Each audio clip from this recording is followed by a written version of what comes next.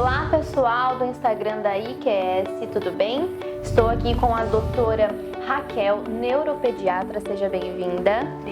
Obrigada pelo convite do IQS. Doutora Raquel, fala um pouquinho por que as crianças têm dificuldade de dormir? Esse assunto sobre sono é sempre complexo, polêmico assim, né? Quando a gente fala de sono da criança, primeiro questão é qual é a idade dessa criança, né?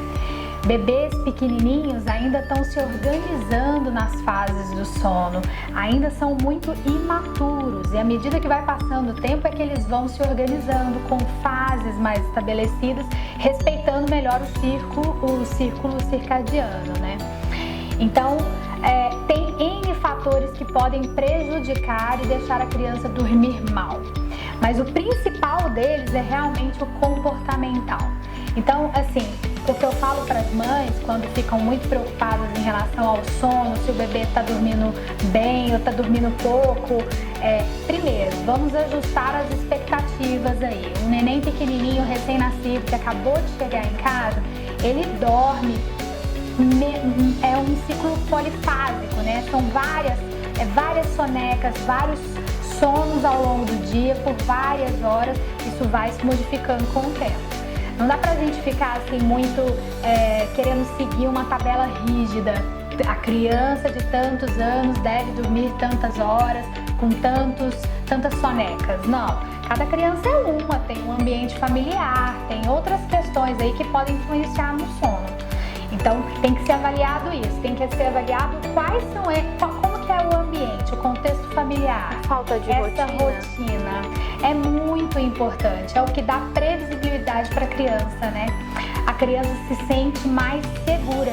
Então, se ela sabe da rotina dela, se ela sabe o que faz ao longo do dia, os horários, esse final do dia, tentar diminuir o ritmo da casa, menos estímulos, isso independente da idade vai fazer diferença. Pode garantir um sono melhor, então um sono mais regular. E esse dormir mal, né? Quais são as consequências para essa criança? As crianças, desde muito pequenas, se elas não têm um sono adequado, reparador, pode ficar com um comportamento irritado, mais chorosa. A criança pode ter uma dor de cabeça, cefaleia, acordar com dor de cabeça, não foi um sono reparador. Às vezes, sinais de déficit de atenção na escola. É causado por uma noite mal dormida, né? Uma noite mal dormida está relacionada com a secreção inadequada do hormônio do crescimento. Então pode ter alteração na estatura dessa criança final.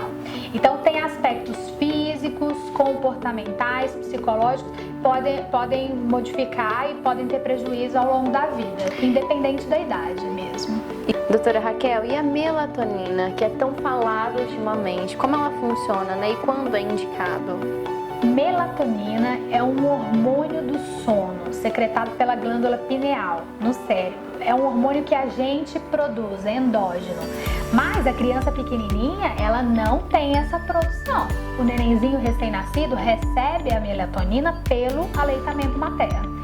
Depois, com o amadurecimento, ele vai sendo capaz de fazer a sua própria produção.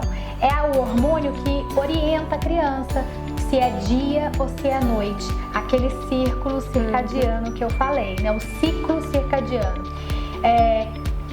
Tá na moda, né? É uma medicação que deveria ser prescrita com orientação médica, mas não tem necessidade assim de uma receita, não é comprado em farmácia, geralmente são em farmácias de manipulação. Esse é o erro, porque às vezes não se faz não tem a indicação correta para melatonina e às vezes um erro também na dosagem, como prescrever, né? Tem algumas condições que a melatonina está indicada, como por exemplo no transtorno do espectro autista. A gente sabe que a criança autista, ela secreta menos melatonina, ela tem alterações na fase do sono, nas fases do sono, então a melatonina pode ajudar. Outras condições como às vezes criança com deficiência visual ou déficit intelectual, às vezes o déficit de atenção. mas não é indicado para todas as crianças. Não é ela que vai induzir o sono, fazer dormir. Ela é um regulador do sono. Isso é importante, Então né? é importante saber disso porque não adianta fazer o uso da melatonina sem todas as outras modificações ambientais. Com certeza. A melatonina, ela é inativada diante de telas, aquela tela azul do celular, do iPad, do tablet. Então a criança que faz o uso da melatonina, mas fica muito tempo nas telas, até por muitas horas à noite, na verdade ela não vai funcionar. Então não vai ajudar no sono dessa criança. E aí também fica um alerta para esse uso de telas, né? Que isso também pode atrapalhar o sono da criança. Essa questão realmente da melatonina é algo que está muito frequente, né? Vamos dar melatonina, vamos dar. Falando, né, Mas na às vezes moda, só não observa o todo, né? Isso que é o importante. O contexto, né? Exatamente. O contexto da rotina da criança inteira, desde a criação, horas do acordar até o dormir. Às vezes o pai trabalha à noite, é a hora que tem para ficar com a criança, é a hora que agita mais, é a hora que a criança fica mais eufórica, sendo que deveria ser uma hora de maior relaxamento, mais de calma, desaceleração, né? Desacelerar para poder ajudar esse sono a chegar. Sim. Então é bem relativo, tem que ser individualizado, né? Doutora Raquel, muito obrigada por esse bate-papo.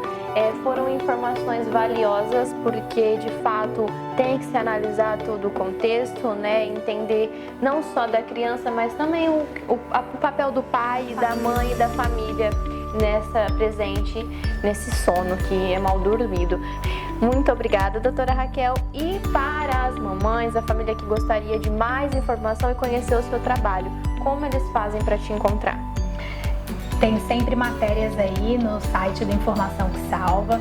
Tem o meu Instagram, @doutora.raquel.neuropediatra. Atendo lá no Instituto de Neurologia Rio Preto. Estou à disposição.